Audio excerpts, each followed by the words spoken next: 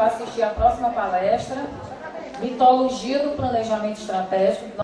E quem vai ministrar essa palestra é o administrador Valdinar Santos, especializado em comunicação empresarial, empresário, é diretor da empresa Inovarine Consultoria, que é a empresa contratada para a organização desse nosso pré-congresso, é consultor do SEBRAE e autor do livro Base Sólida para a sua empresa.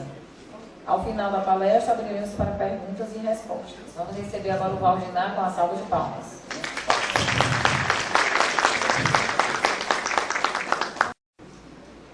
Boa tarde. Boa tarde. Boa tarde. Pronto, está melhor. É uma tarefa difícil, eu sei disso, falar em planejamento estratégico. Primeiro, porque ninguém tem interesse. Segundo, porque não é tão simples assimilar. E eu resolvi fazer uma ligação entre o planejamento estratégico e a mitologia grega. Que é um assunto instigante, quase todo mundo gosta de ouvir histórias, e que essa história não seja para dormir, tá certo? E eu espero que vocês, no fim desse encontro, desse momento, saiam pelo menos com a noção do que efetivamente. Nós não podemos, em uma hora, dizer tudo sobre planejamento, mas eu quero que vocês entendam o cerne da questão, o núcleo e o que é planejamento estratégico como um todo. Então, essa é a nossa proposta. E aí, nessa comparação, eu queria falar para vocês o seguinte, começando efetivamente essa história, que nós vamos falar da Guerra de Troia. Alguém já ouviu falar da Guerra de Troia?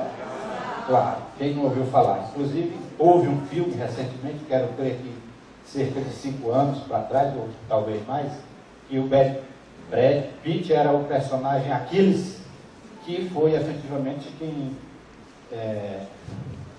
não digo que comandou, porque tinha um comandante, mas quem fez brilhar a Guerra de Troia a ponto de ter um filme específico. Então, tudo girou em torno de uma mulher, o motivo da guerra. Vocês sabem o nome dela? Helena de Troia.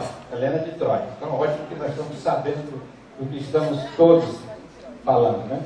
Então, Helena de Troia era considerada a mulher da Grécia. E, por causa dela, efetivamente, aconteceu essa guerra.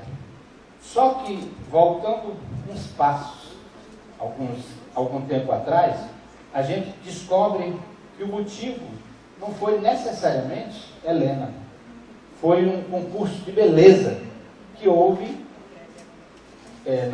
na Grécia, nenhum casamento de Tétis e Peleu, 2 deuses, semideuses, que eram pais de Aquiles, que nós já conhecemos.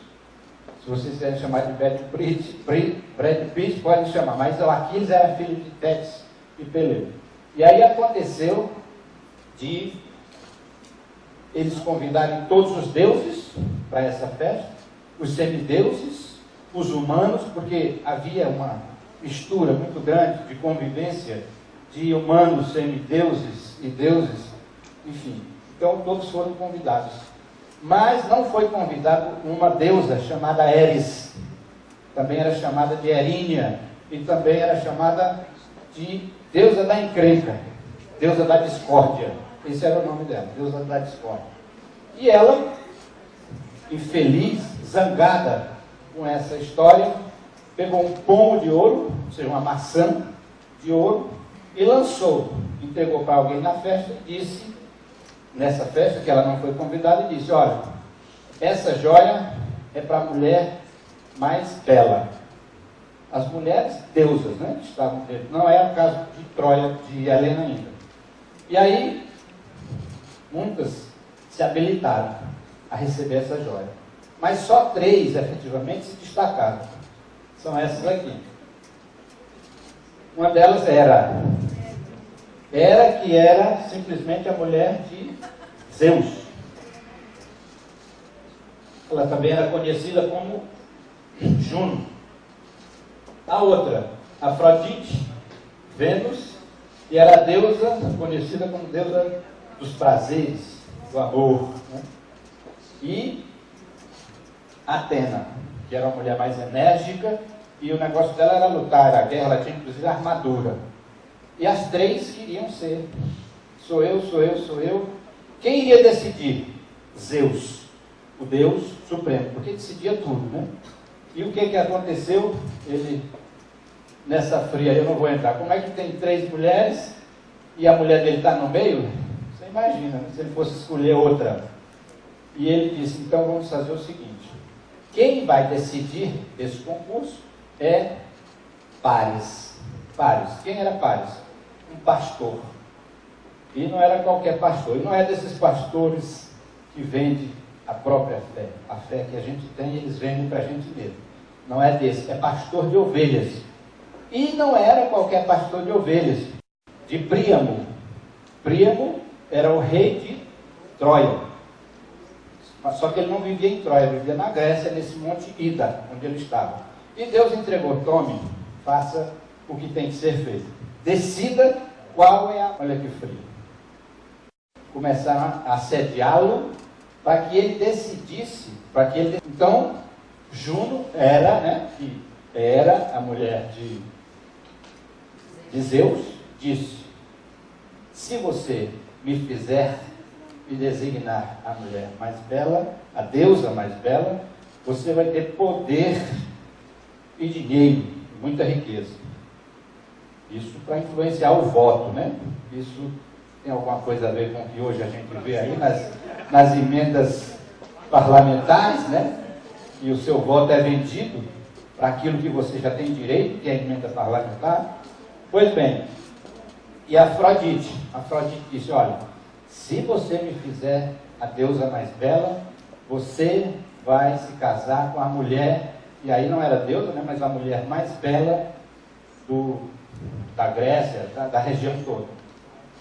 Aí Atena disse: você vai ter, se me fizer a mulher mais bela, você vai ter na guerra todo o poder e vai vencer sempre. O que vocês imaginam que ele preferiu? Se oferecessem para vocês tudo isso, essa de baixo é de cima, e o homem mais belo, o que vocês iriam querer? Né? Claro. E ele decidiu por Afrodite. E fez de Afrodite, ele decidiu, o concurso foi esse, Afrodite virou a deusa mais bela do Olimpo. E aí ele arranjou duas inimigas e uma protetora. Deusa, né? Bom, isso aí deu causa para que Afrodite tramasse para que ele fosse ser hospedado na cidade de Esparta. Bom, o que tem Esparta a ver com isso? Lá era o rei Menelau, no seu castelo. E o rei Menelau era simplesmente casado com Helena, a mulher mais bela de Troia. Pensou? No abacaxi? Então ele se hospedou, e aí, olho ali, olho aqui, simplesmente Paris, né? Lembra? O pastor Paris deu um jeito e fugiu com Helena. Quando ele fugiu, ele criou um problema para o pai dele, o rei de Troia, porque ele foi para lá. Não é assim que os filhos fazem? Arranja confusão para a gente, volta para onde a gente está. Arranja confusão e volta para onde o pai está. Pois bem, então começou um movimento, né, de trazer Helena de volta. Claro, o que acontece, ainda tem um outro fato lateral, é que Helena, quando se casou com Menelau, ela escolheu Menelau por quê? Porque todos os chefes de tribos reunidos lutaram, houve campeonato e tal, para que ela observasse e escolhesse o que ela considerasse melhor. E o melhor foi Menelau. Bom, o que eles disseram? Tudo bem, Menelau fica. E nós nos comprometemos a qualquer coisa que aconteça a um dos dois, tudo em nome de Helena, nós entramos na defesa. Nós entramos na defesa. Então, aquele grupo de guerreiros das cidades em volta de Esparta se comprometeram a defender Helena a qualquer custo. E aí, eles se reuniram para decidir o que fazer. E é nesse momento que a gente começa a ver sinais de planejamento, porque eles se reuniram para ir buscar Helena. Então eles passaram, com ódio ou com amor, passaram a sonhar com a presença de Helena de novo em Esparta. Por que sonhar tem a ver com planejamento estratégico? Porque nós que estamos à frente de instituições temos um sonho, que essa instituição seja a maior, que essa instituição seja a melhor, que essa instituição propicie para as crianças saúde, que debele o câncer que ela tem, que conceda para as suas famílias certo conforto, como é o caso da própria rede feminina. Então, tem muitos sonhos que a gente pode sonhar. E esse sonho nós chamamos de propósito ou visão. Então, nenhuma organização pode prescindir de ter um propósito. Seja no estado de Santa Catarina, seja no estado do Piauí, do Ceará, do Maranhão, todos precisam ter um motivo. É como nós pessoas temos a nossa missão, a nossa visão de querer ser algo, de querer ser alguém. Todos começamos a vida assim. Então, a instituição Guerreiros de Esparta, vamos chamar assim, da Grécia, tinha esse sonho. Nós queremos Helena de volta. E a reunião era para quê? A reunião era para isso aqui. E o que nós vamos fazer? Como nós vamos fazer? Quando nós vamos fazer? E a guerra, só o planejamento durou 2 anos. Só o planejamento.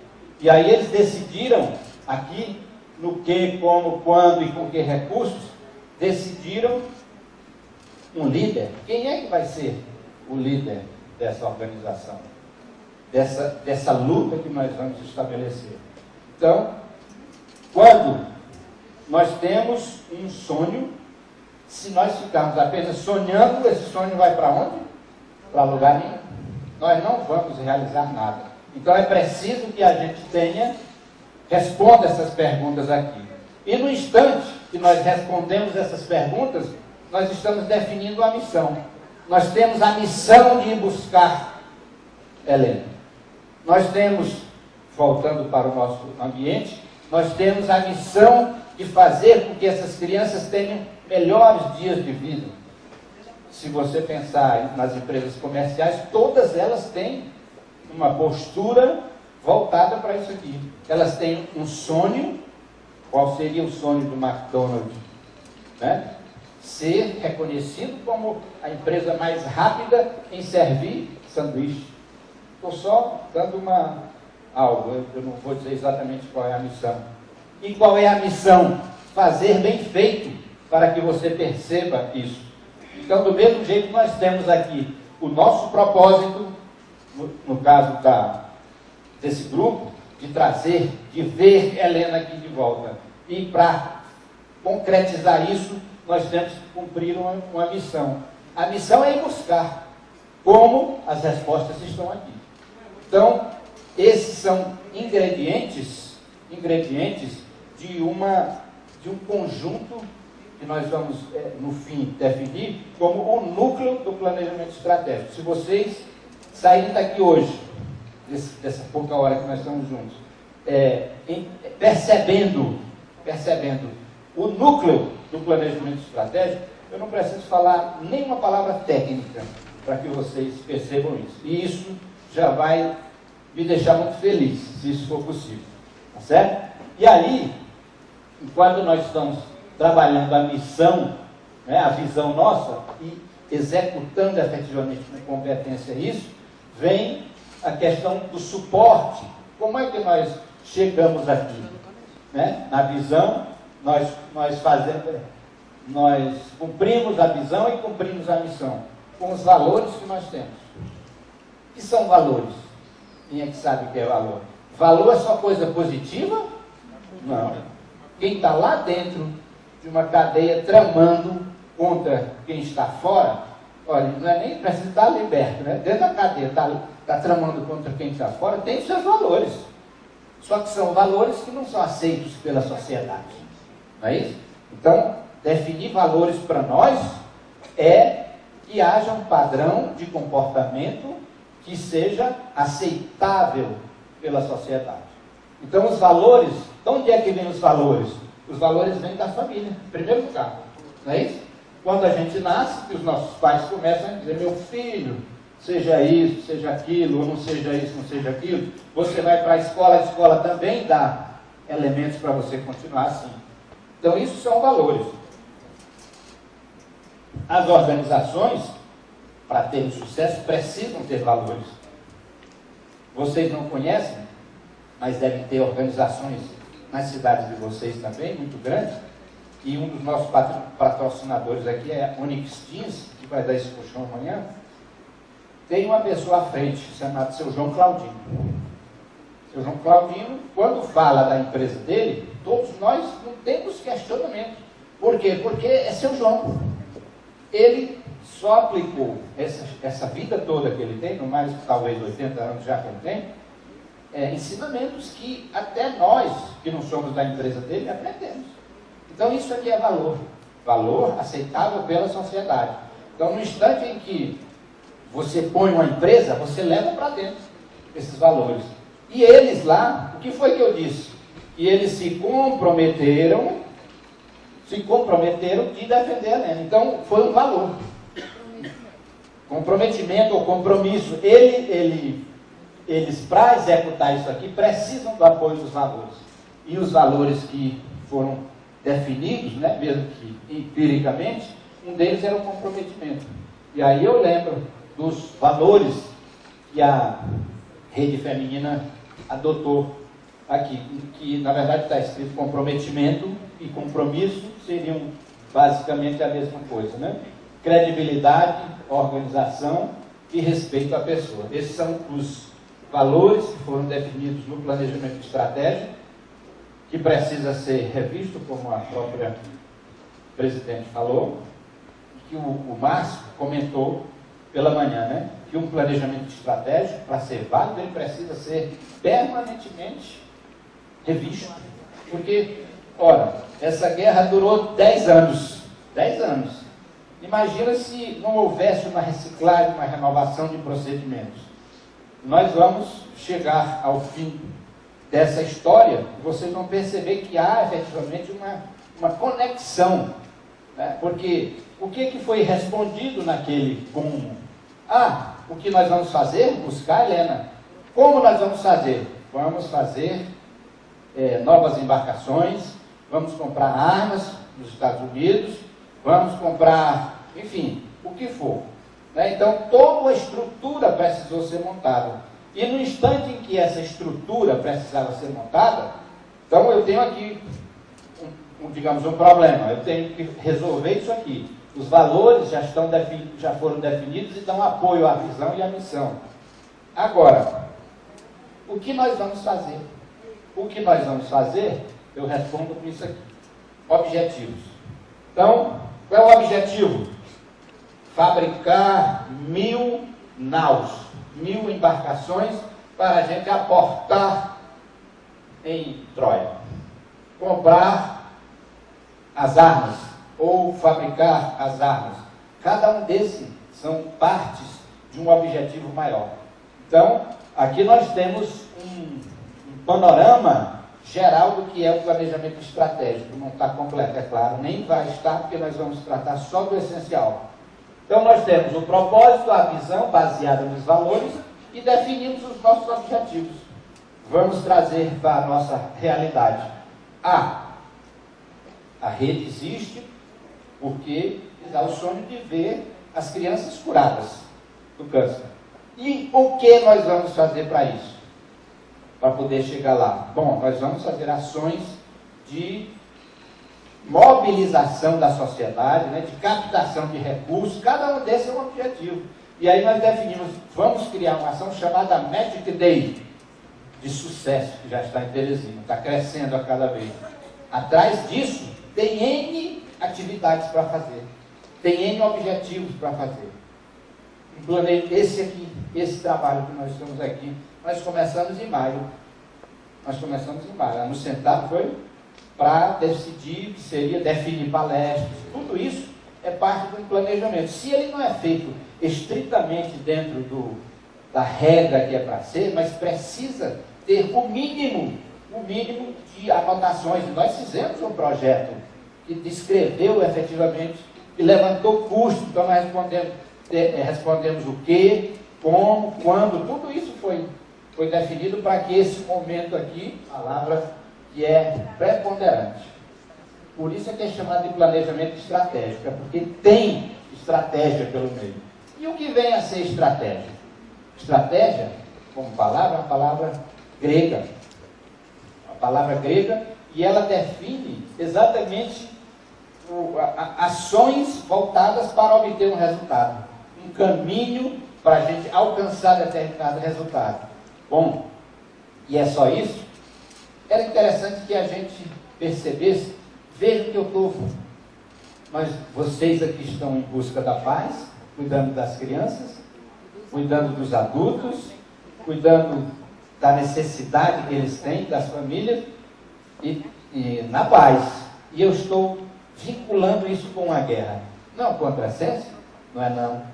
Não é não porque a estratégia foi resgatada dos conhecimentos da guerra para a gestão de negócio. E começou com um sujeitinho, um generalzinho chinês chamado Sun Tzu. Vocês já devem ter ouvido falar de Sun Tzu, porque tem um livro chamado o manual dele virou um livro chamado Arte da Guerra.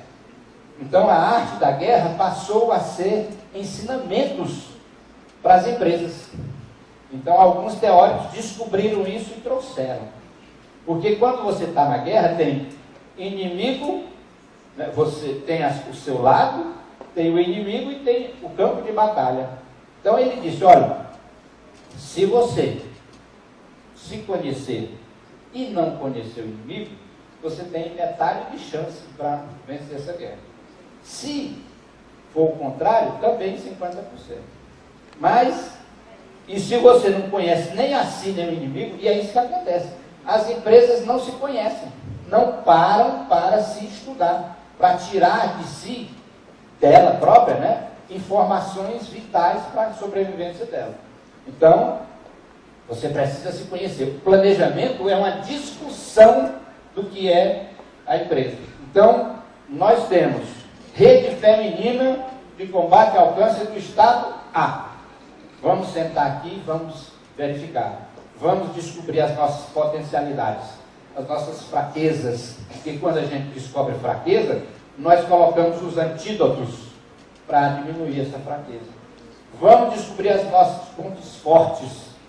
Quando a gente descobre os pontos fortes, nós fazemos com que eles sejam aproveitados. Quando nós descobrimos as oportunidades, nós aproveitamos. Quando nós descobrimos, enfim, todas as ameaças, né, nós vamos minimizá-las. Pois bem, então, isso é que o planejamento estratégico faz, entre outras coisas. Você faz uma autoanálise. Então, o que faz uma autoanálise, passa a se conhecer. E passando a se conhecer, aí vamos conhecer aquilo que já não é mais o inimigo, é o cliente, que é aquele que a gente atende. O cliente que, no caso desse tipo de organização, tem duas conotações, né? Ou é o que a gente atende, ou é o que mantém. Não é isso? Nós temos os mantenedores e temos aqueles que nós assistimos.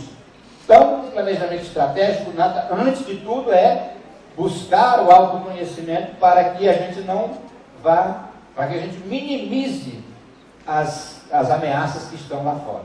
Ok? Então, o que esse estudioso concluiu é isso aqui, ó, que necessariamente na guerra, ele estava falando da guerra mesmo, a gente não tem que sair queimando armas, atirando, não. Vamos agir estrategicamente. Então, a estratégia é, efetivamente, agir com inteligência.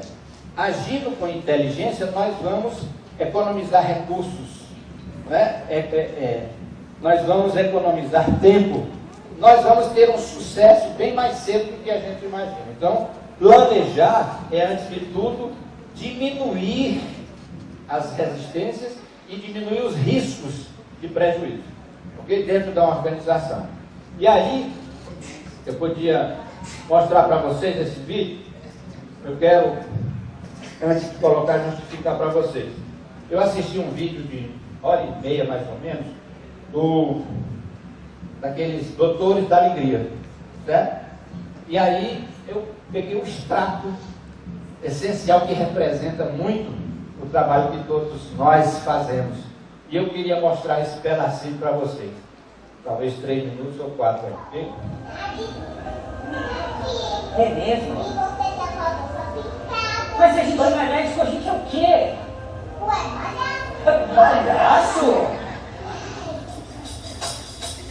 Depois daqui, abre a boca. Eu vou perguntar. Se na lua muito legal. Pra mim namorar. Xalalala. Mas eu vou gostar. Sabe tudo que acontecer. De um canto esquisito, não me aparecer. Xalalala, xalalala. Eu sou da terra e sou da terra. Me sinto bem. Xalalala, xalalala. Sei que garanto igual a você. Não, eu não sei. Eu vou perguntar. Se na lua muito legal. Agora, pra me namorar. Xalala, mas não vou gostar. Se me acontecer. De um broto esquisito que aparece. Xalala, xalala. Eu sou da terra e sou da terra. Me sinto bem. Agora é lindo, agora é um bom total. Lindo agora.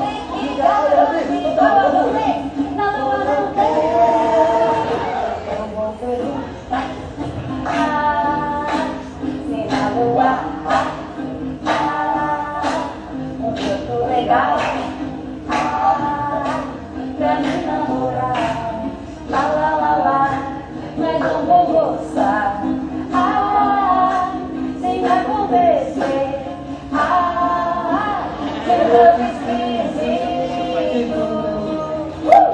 me aparecer, xalala, xalala. Olha, tem 2 vozes.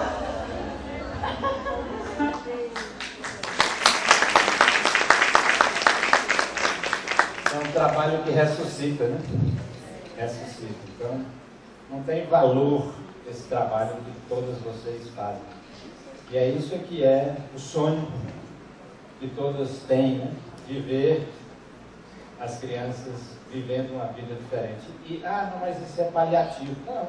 Enquanto elas estiverem vivas, que sejam felizes enquanto sejam vivas. Né? Então não há como não se emocionar com uma situação dessa, né? E ver que você pode fazer algo por alguém. Então, esse sentir, esse ter essa visão, esse propósito de fazer o bem, é onde começa tudo. E a gente se vê realizada nessa hora que a gente vê que as crianças e que as pessoas reagem positivamente a isso. É fruto desse grande trabalho que vocês fazem. Então, no fundo, tem o planejamento estratégico por trás, mesmo que vocês não tenham conhecimento de que estão fazendo. Estão cumprindo uma ação de um planejamento interno, de serem pessoas que querem o bem da humanidade. Não tenho a menor dúvida disso, e eu as parabenizo por isso. Okay? Mas nenhum planejamento estratégico é bonito de se ver e de ser guardado na gaveta. Um requisito dele é isso, é de ser executado. Não adianta ter um planejamento estratégico feito com o melhor consultor do Brasil e depois ele está engavetado. É preciso que haja um plano de ação, ou seja, executar efetivamente. E o plano de ação, olha, isso faz numa folha de papel. O objetivo, quem vai executar, quando vai executar, qual é a área responsável, qual é o recurso que nós temos. Ah, não sabemos quem, vamos definir. Não sabemos quanto, não tem recurso, vamos atrás. Vocês são mestres em arrancar dinheiro para fazer o bem. Né? Então isso é que constitui um planejamento estratégico bem feito. É o conjunto, não é só a elaboração. E, como eu falei, a revisão é necessária, é essencial, porque a gente mesmo se recicla. Eu digo para vocês que a minha profissão, eu reciclei já várias vezes. Eu era bancário e tive coragem de dar a tapa. Depois de 18 anos de Caixa Econômica Federal, eu disse, eu não quero mais a Caixa. Eu me decepcionei, porque para eu ser superintendente, que eu gostaria de ser, eu tenho que, ia dizer um palavrão, mas eu vou dizer ameno, eu tenho que puxar o saco de um político, porque todos, que a superintendente da Caixa não ouça isso, que ela vai estar aqui amanhã, de manhã, estou falando só para vocês em segredo. Eu vou cortar essa parte do vídeo, porque a minha palestra está sendo gravada para publicar depois. Todo superintendente tem que ser batizado por um político. Isso é uma vergonha e é por isso que dá na M que está dando aí. Porque as emendas não são direito, mas você não recebe se você não votar positivamente para quem quer que seja, para quem assina, que é o presidente, para escapar das malandragens que fez. Então, isso nós temos que lutar contra isso também. E o ano que vem está aí. Infelizmente eu fiz uma frase que diz que não tem efeito, né? Como é que é? Se é para votar no delinquente, vote nulo, minha gente. Mas diz que não pode. Não adianta votar nulo. A legislação não adianta você votar nulo que não vai, de alguma forma vai para algum malandro, né? Para algum partido. Mas eu não sou craque em legislação eleitoral. Pois bem, tem mais uma coisa. Nós vamos voltar para a guerra, né? Vamos voltar para a guerra. Tem áudio aí? Vou voltar, aumenta esse áudio aí. Que é quando a guerra começa. Immortality! Take it! It's yours! No son of Troy will ever submit to a foreign ruler. Then every son of Troy shall die. Now you know who you're fighting.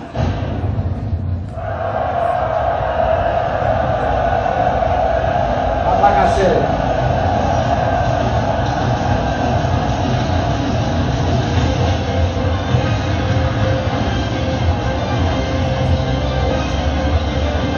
História de amor e ódio. Is there no one else? Is there no one else? E agora não. E a guerra continuou, claro, né? Todas as embarcações que foram produzidas, todos os recursos se colocaram diante dos portões de Troia. E começou um processo, né? Isso depois de 2 anos de planejamento. Começou esse processo de luta, de morre de um lado, morre de outro, houve desentendimento dentro do próprio grupo, pronto, é outra coisa, outra batalha que vocês têm que vencer, principalmente como presidente, de entender a cabeça de cada uma das voluntárias que vocês têm e saber que tem aquelas que são diferentes das outras e as outras que são diferentes daquelas e fingir que não ouviu o que uma disse e valorizar o que a outra disse, porque ela precisa ser valorizada. Então, isso é característica de um líder. Inclusive, planejamento estratégico é coisa de líder. Você, por exemplo, é o líder da sua casa. Se você seja abastado, que tem muito recurso e que tem 6 funcionários cuidando da sua casa. 6 funcionários. É o jardineiro, é o cozinheiro, todos. Aí você diz, olha pessoal, se reúnam aí, faço o planejamento da minha casa para os próximos 5 anos. Ou então, na empresa que você tem, eu vou para Miami, quando chegar eu quero um planejamento feito. Tá certo isso? Não. Planejamento é coisa de líder. Então, quem vai fazer é a diretoria da empresa. Agora, os colaboradores participam? Claro. Quem é que tem as informações? São os colaboradores.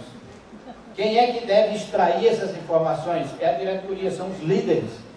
Na guerra, quem cuida da estratégia é o líder, é o general. Vocês são os generais dessa maravilhosa instituição. Então, não pode deixar, e se deixar como está, não vai ter nunca uma liderança à frente dessa organização. Vai ter as pessoas fazendo o que bem entende. Ok? E aí, se estabeleceu esse grupo na frente e, brincando, passaram-se 10 anos. Passaram-se 10 anos e o grupo estava decidido a voltar. Porque estava desgastado, Troia tinha uma capacidade muito grande de se renovar, de se defender, e aí eles estavam desistindo. Quando isso inclusive aconteceu de Aquiles, aquele herói, desistir de continuar na guerra, porque mataram um amigo dele. Naquela época os reis, os heróis e tudo tinham um amigo, quem sabe o papel dele, mas eles tinham. E mataram Patroclo, o nome do rapaz era Patroclo, e ele ficou indignado. E disse: volto à guerra, porque ele tinha saído, porque brigou com um dos outros generais, dos outros líderes, e ele voltou para a guerra. Quando voltou, e eles começaram a lutar, perceberam que estavam fragilizados de novo. Então, vamos embora. Mas aí Ulisses, que é também chamado Odisseu, vocês já talvez ouviram falar na Odisseia, né, que conta toda essa história, e Ulisses, que foi uma pessoa que depois da guerra voltou e passou diversos obstáculos até chegar em casa para os braços da amada que ele amava tanto. Então o que aconteceu foi que ele teve uma ideia: vamos fazer o seguinte, a gente começa a mandar os barcos como se a gente estivesse batendo em retirada. Vamos fingir que estamos desistindo, mas vamos deixar um presente para essa galera, né, para o povo de Troia, na porta. Vamos deixar um cavalo e eles vão entender e vão puxar esse cavalo para dentro dos seus muros. Tá certo? Só que esse cavalo, como todo mundo já sabe, né, do significado, tinha um presente, na verdade, de grego. Porque dentro tinha simplesmente grego a dar com pau, lá dentro. Tinha muito grego, tinha muito guerreiro grego dentro desse cavalo. E aí, eles plantaram a notícia dentro de Troia, dentro do castelo, e aquilo era um presente. E eles podiam considerar a guerra acabada e que, como eles já tinham se afastado com os navios, só se afastado, acabou a guerra. Dito e feito, eles puxaram o cavalo e aí tome axé, tome cerveja, tome o que for possível, e eles foram se divertir. E à noite ficaram só o bagaço. E o que aconteceu? Só o caco. E aí o que aconteceu? Das pessoas que estavam infiltradas, que vieram dar a notícia que eles tinham ido embora, fizeram o caminho de abrir o cavalo, as pessoas desceram, abriram os muros, porque todo mundo estava dormindo, né, de ressaca, abriram os portões, quando abriram, aí pronto. Troia foi literalmente destruída. É por isso que vocês vão entender, muita gente diz para outra, vá se troiar. Eu ouvi essa expressão chula, é chula, né? Mas diz, vá se troiar. Então agora vocês têm a resposta. É porque Troia se acabou, foi destruída. Troia foi destruída.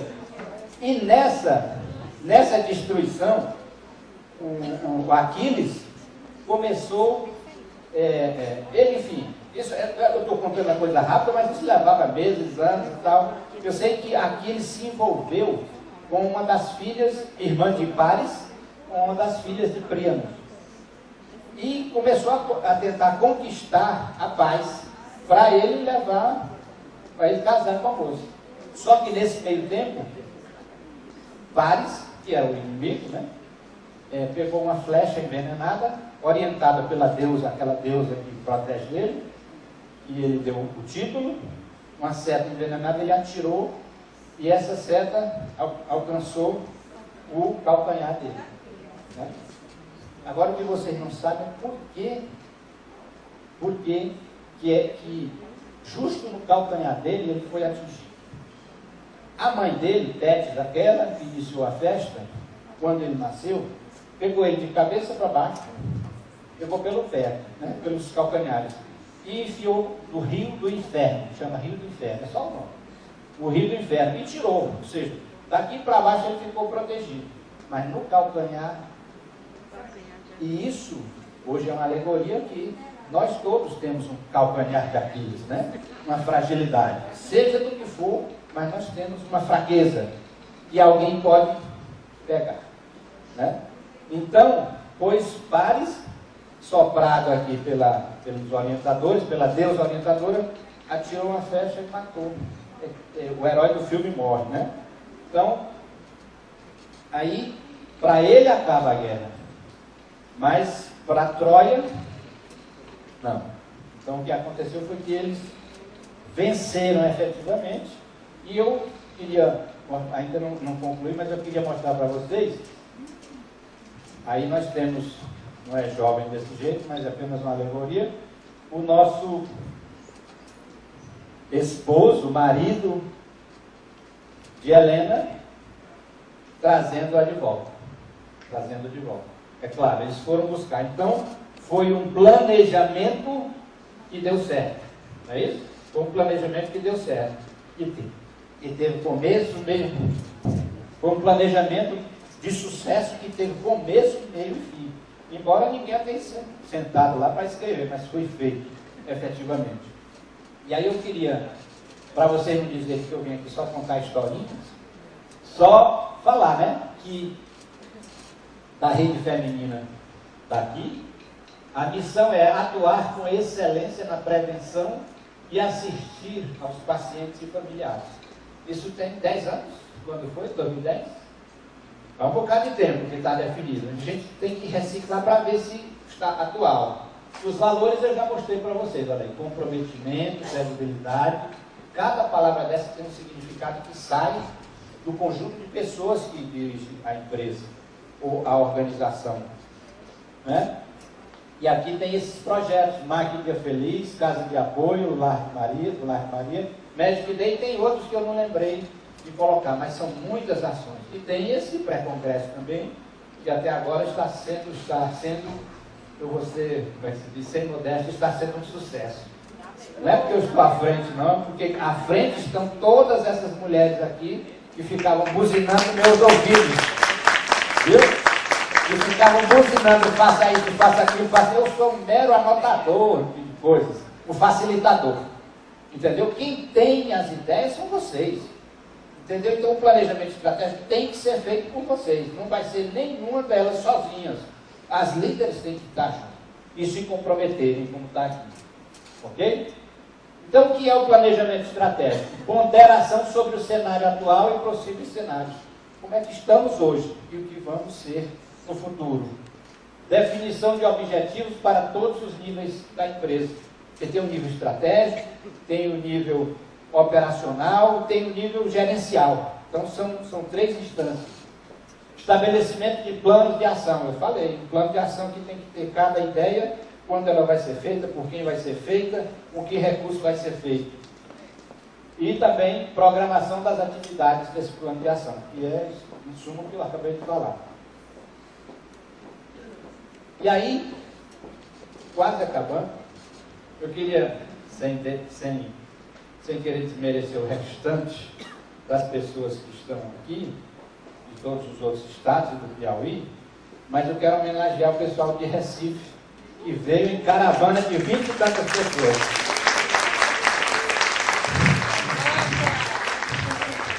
quero homenagear com a voz de um pernambucano. Leiam essa frase aqui. Juntos, vamos esquecer tudo que doeu, hein?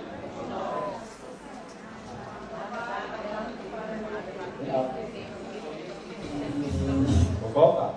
Vamos lá.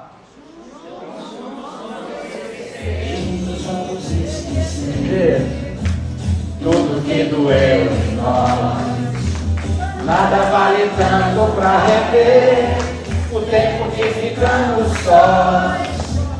Faz a tua luz brilhar. É Geraldo Azevedo, viu? A nossa paz, o meu coração me diz, fundamental é ser feliz. Meu coração me diz, fundamental é ser feliz. Pronto, nós seremos felizes fazendo o que estamos fazendo. Eu sou muito feliz fazendo o que faço. E também, às vezes, quando como eu sou casado com uma voluntária, é meio voluntário, né? Aqui eu sou voluntário nesse momento. Ok? Então, obrigado. Desculpe se eu fui uma série de